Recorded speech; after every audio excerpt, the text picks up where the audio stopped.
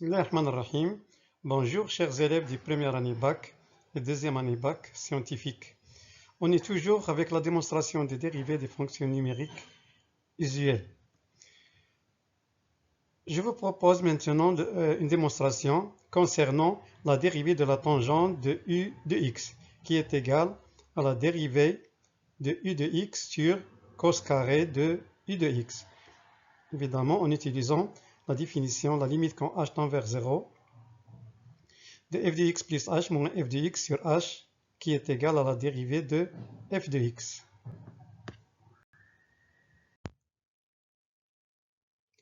On démarre donc. La limite quand h tend vers 0 de f de x plus h moins f de x sur h est égale à la limite quand h tend vers 0 de tangente de u de x plus h moins tangente de u de x sur h. Cette égalité-là est équivaut à l'égalité suivante. Donc on a tangente de u de x plus h, on la remplace par sinus de u de x plus h sur cosinus de u de x plus h, ainsi que tangente de u de x est égal à sinus de u de x sur cosinus de u de x. On réduit maintenant au même dénominateur, on obtient la limite quand h tend vers 0 de sinus de u de x plus h multiplié par cosinus de u de x moins cosinus de u de x plus h multiplié par sinus de u de x sur cosinus de u de x plus h fois cosinus de u de x, le tout sur h, qui nous donne la limite quand h tend vers 0 de sinus de u de x plus h fois cosinus de u de x moins cosinus de u de x plus h fois sinus de u de x sur cosinus de u de x plus h fois cosinus de u de x multiplié par h. Cette égalité-là est équivaut à l'égalité suivante.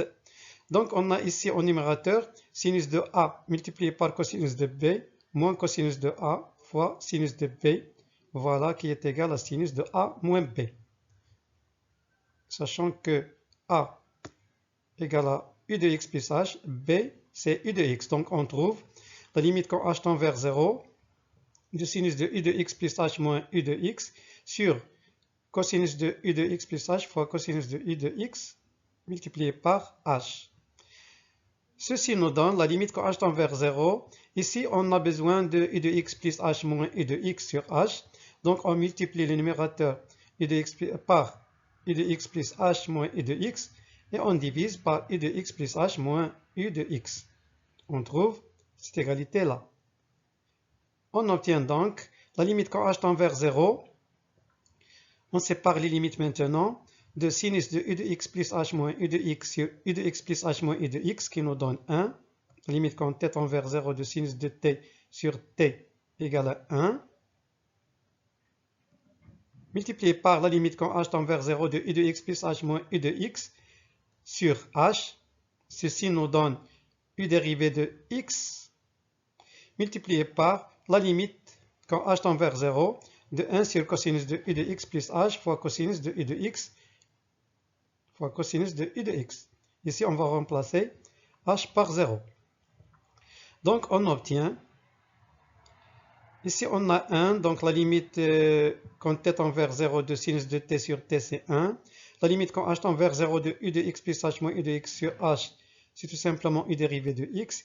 Ici, on remplace h par 0, on trouve 1 sur cosinus de u de x plus 0 multiplié par cosinus de u de x multiplié par cosinus de u de x. On continue. Donc la limite demandée, la limite quand h tend vers 0 de f de x plus h moins f de x sur h est égale à u dérivé de x sur cosinus carré de u de x.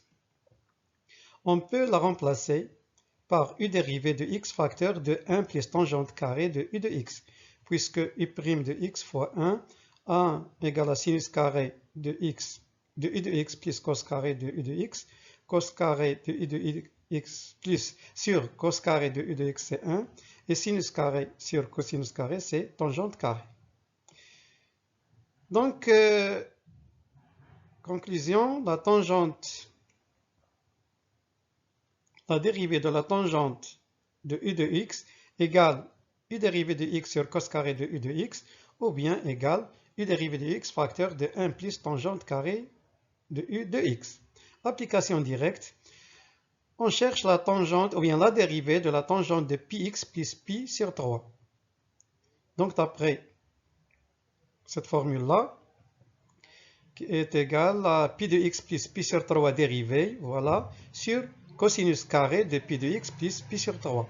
La dérivée de px plus pi sur 3, c'est tout simplement pi. Le dénominateur reste cosinus carré de px plus pi sur 3. Donc la dérivée de tangente de px plus pi sur 3 est égale à pi sur cosinus carré de pi de x plus pi sur 3. Merci de votre attention et au revoir.